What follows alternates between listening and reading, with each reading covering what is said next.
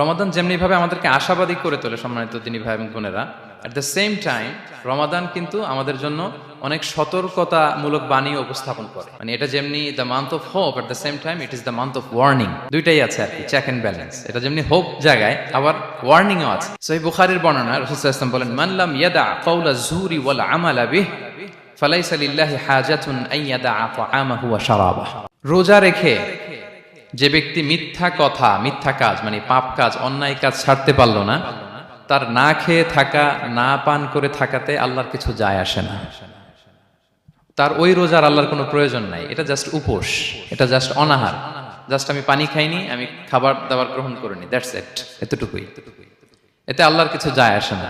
এটার কোনো সিগনিফিকেন্স আল্লাহ তাআলার কাছে নাই যে রোজাও রাখলো আবার মিথ্যাও বলে, রোজাও রাখলো আবার গীবত করতেছে, রোজাও রাখে অন্যের জন্য অকল্যাণ কামনা করে, রোজাও রাখে খারাপ কাজ করতেছে, নিষিদ্ধ কাজগুলো করতেছে। তাহলে